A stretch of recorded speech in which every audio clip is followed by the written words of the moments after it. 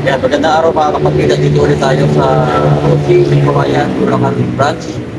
Para naman dito sa bagong kulay ng Rusi Flex 125. Bagong kita natin to kaya ikutan din natin. Nagkagana ko sa kulay niya. Itong matte brown finish, no? So, ayan, baka may mga gusto ng ganitong kulay. Pero po available dito sa Rusi Kawayan branch. So, ayan, abangan natin to, ikutan natin at pakita ko na rin yung kanyang cash price and installment. So, halos same naman doon sa mga ibang variants dito. So, ayan, stay tuned po tayo.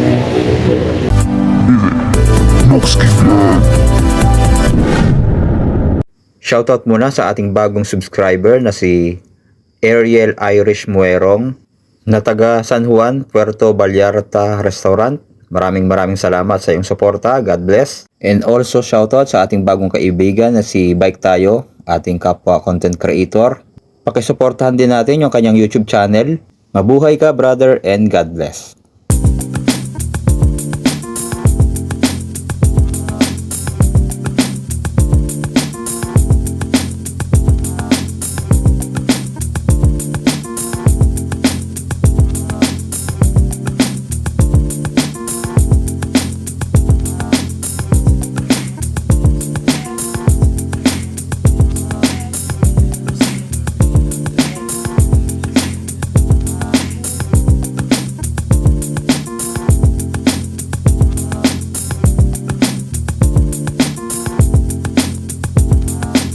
So ito po yung isa pang klaseng gulay, no? Pero alam ko matagal na rin lumabas to. Ngayon lang natin nakita dito na mayroon palang kulay brown na ganito. Ayan. So napakaganda rin tingnan mga kapatid, para siyang kulay kape. Ayan, makita natin. Bumagay din yung kanyang kulay at sa kanyang forma, no? Ayan. Yung kanyang flex, makikita rin natin dito. Yan, tapos yung 125i kulay black, saka red naman yung decals, kasi yung iba kulay black saka white.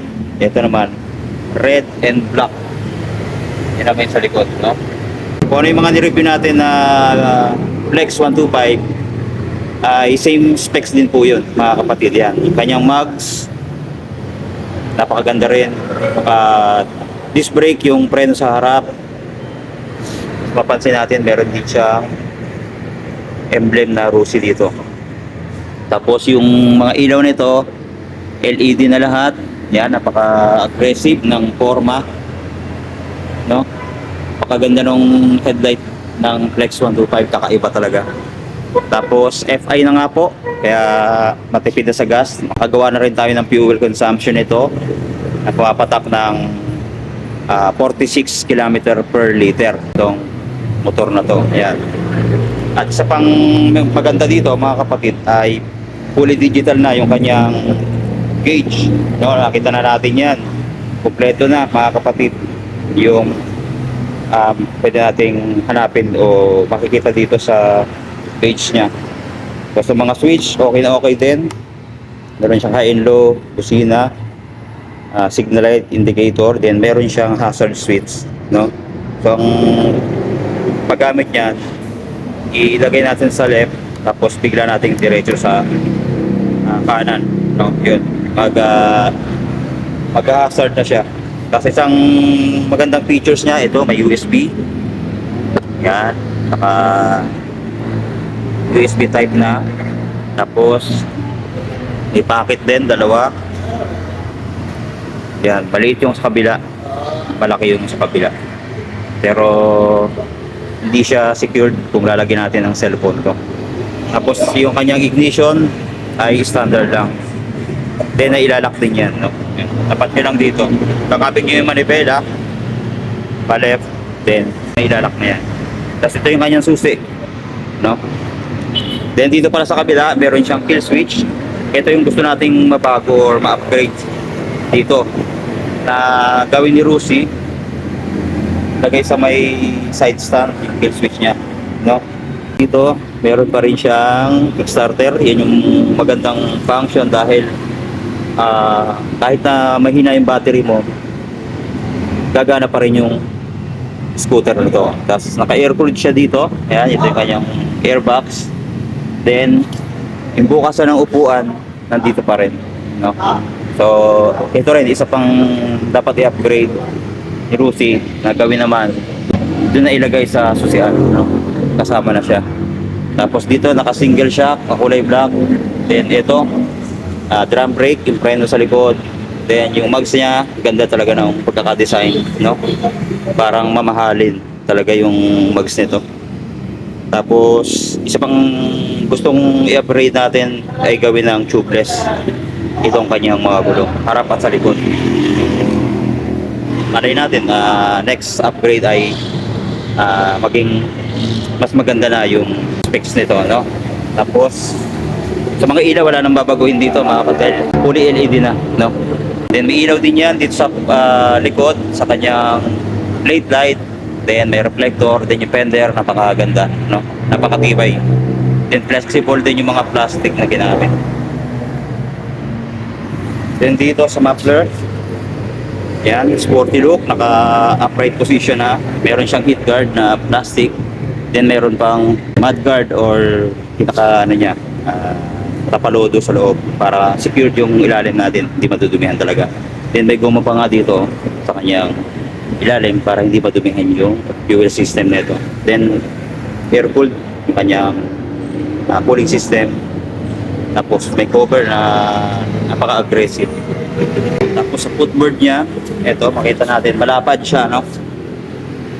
Dito sa kanyang paa, pati dito sa pagitan, malapad compared mo sa iba, no? Yung kagaya nun sa Cruise player, medyo maliit yung dito niya, no? So ito mas malapad. So ayan yung maikli nating review dito sa Cruise Flex sa bagong kulay. Plus ko na lang yung ano, yung presyo, no? Same naman yan mga kapatid sa kanyang mga ibang kulay. O ito na, mga kapatid, pakita mo na lang. Ayan. Ito. Cash niya 60,000, down payment 3,000. 36 months 2,760, 24 months 3,700, 12 months 6,535, may rebate pa na 300. Kung 3 years magiging 2,460 na lang, rebate ng 300. Yan, napakamura na. Meron ka ng scooter na 125cc FI at matipid sa gasolina. Pwede pang service at pwede rin pang hanap buhay ng mga nag-grab rider, no? Yung food panda, ganyan. Very useful tong mga ano na to. So ayan po, meron din sila dito available na ano, yung Rusi KRY 200. Yan, dalawang kulay, oh. May orange and then blue. Ito Titan 250 meron. Sigma na kulay red, meron din sila dito. Sa RFI 175 meron din. Yan, hindi pa naman nagbabago, no? Yan, 7,000, 36 months for 120. May rebate pa yung 300. Ito naman sa Sigma. Yan, 93. 7,000 din ang down payment. 36 months, 3,780. May rebate pang 300. Sa Titan, ito 250i 7,000 din, no? Binaba na pala mga kapatid, 7,000 na lang. Cash niya 116,000, 36 months 4,645. May rebate pang 300. Yan, no? FI na. Ito lang hindi, carburetor, saka yung KRY 200. Pero ito FI ba? Ito naman ay ano, Rusi SS 150. Ayan. Baka naghahanap pa yun ng ganito. Yan po, meron din silang mga Panther dito. Scooter na iba pa, yung Rush. Ayan, kulay black. Tsaka yung mga semi-automatic. Ayan, meron din doon. Tsaka yung Delta pala, meron din sila. Tsaka Bantul. Ayan, meron din sila dito. Tsaka Surf 125. 110 pala ito. Ayun yung price, oh. Update tayo. So, screenshot nyo na lang mga kapatid. Yan, sa Bantul 125. Tapos, Delta 110. Yan. Tapos Breeze 150 na kulay black, meron din sila dito. Yan naman yung presyo. 55,000, 3,000 down payment, 36, 2,575. May rebate pang 300. So ayan po, dito yan sa Rusi, may Kawayan Bulacan branch, no? Meron silang summer promo ngayon. Lahat ng branches meron, no? Ayan.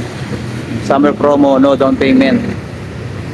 Para sa mga semi-automatic, scooter na mga carburetor, saka Patra. Ayan. Straight monthly. So ayan po, yung ating maikling update dito. Maraming salamat. Then God bless sa ating lahat.